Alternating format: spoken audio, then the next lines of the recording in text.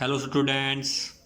अभी तक हमने लॉ ऑफ रेसिप्रोकल प्रोपोर्शन को समझा है। अब हम इसके न्यूमेरिकल चेक करते हैं।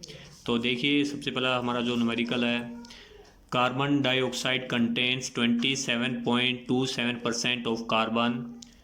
Carbon on disulphide contains 15.79% of carbon and sulfur dioxide contains 50% of sulfur. Are these figure in agreement with the law of reciprocal proportion? काफ़ी डिफ़िकल्ट न्यूमेरिकल लग रहा है, पर एक्चुअली में जो न्यूमेरिकल है काफ़ी आसान है। आपको न्यूमेरिकल की अगर लैंग्वेज समझ में आ जाएगी, आप इजीली इसको सोल्व कर लोगे। तो सबसे पहले देखिए, जो हमारे जो लॉ ऑफ रेसिप्रोकल प्रोपोर्शन होता है उसके अंदर हम तीन एलिमेंट का यूज करते हैं, और जो लॉ ऑफ मल्टीपल प्रोपोर्शन है उसके अंदर 2 एलिमेंट का यूज होता है। तो अब देखिए, कार्बन डाइऑक्साइड है, कार्बन डाइऑक्साइड का फार्मूला हो गया आपका CO2 हो गया है, ठीक है।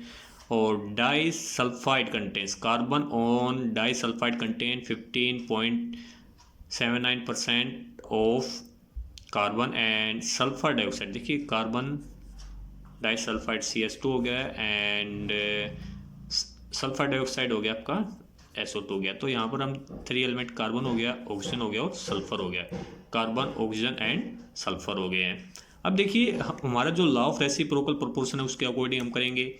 लॉ ऑफ रेसिप्रोकल प्रोपोर्शन के अनुसार जो थर्ड एलिमेंट है उसका मास क्या होना चाहिए, आपका फिक्स होना चाहिए। तो आप किसी भी एक एलिमेंट का मास फिक्स कर लेंगे। तो हम यहाँ पर कार्बन का मास फिक्स करते हैं। तो हमारे पास एलिमेंट हो गए हैं सल्फर एंड ऑक्सीजन।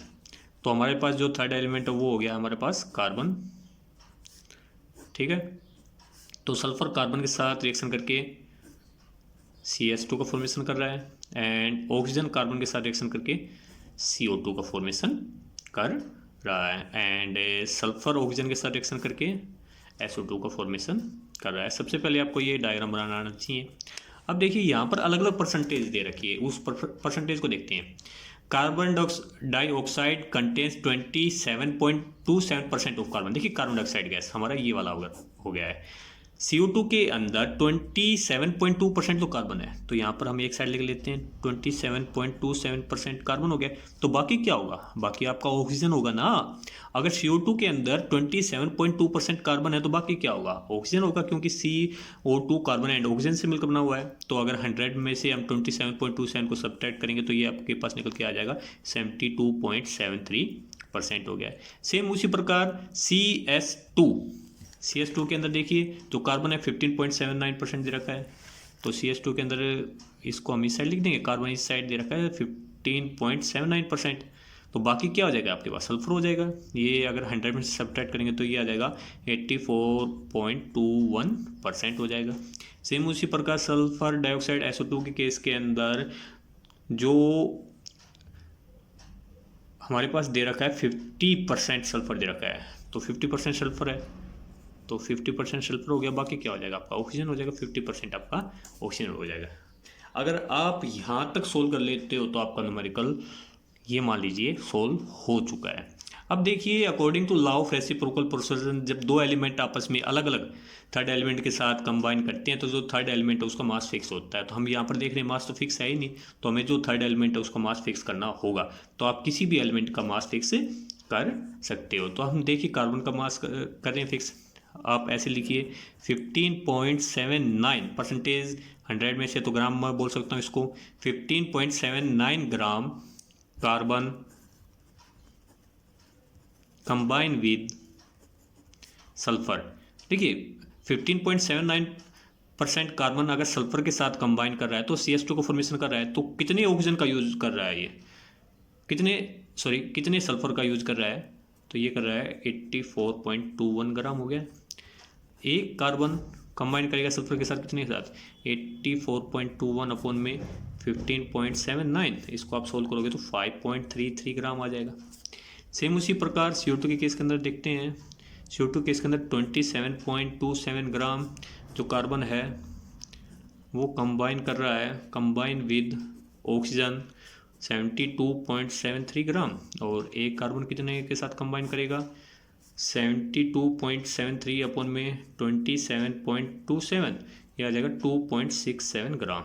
अब देखिए, यहाँ पर जो थर्ड एलिमेंट है कार्बन, दोनों केस के अंदर जो कार्बन है 1 ग्राम और 1 ग्राम कार्बन आ गया है, तो फिक्स मास हो गया है कार्बन का। तो उनके बीच का जो रेशो होगा, अब यहाँ पर ऑक्सीजन और सल्फर के बीच का जो रेशो हो जाएगा, ratio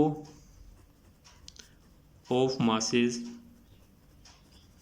of sulphur and oxygen which combine with fixed mass of carbon,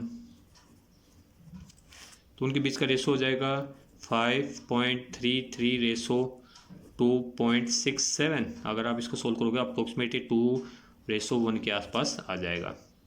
अब देखिए जो एलिमेंट्स है वो आपस में भी कंबाइन करेंगे, तो यहाँ पर सल्फर और ऑक्सीजन आपस में कंबाइन करेगा, तो उनके बीच का जो रेशो होगा, ratio of masses of sulphur and oxygen, तो रेशो इन दोनों के बीच का क्या है 50, रेशो 50 हो गया, तो इसको सोल्व करोगे तो 1:1 हो जाएगा। अब ये वाला रेशो और ये वाला रेशो आपस में सिंपल एंड होल नंबर में होगा, तो 2 रेशियोज आर सिंपल, तो इन दोनों जो 2 रेशो आपके जो 2 रेशोज आर सिंपल हो जाएंगे 2:1 अपन में 1/1 ये आ जाएगा आंसर 2:1। तो ये जो हमारे जो न्यूमेरिकल है वो लॉ ऑफ रेसिप्रोकल प्रोपोर्शंस को प्रूव कर रहा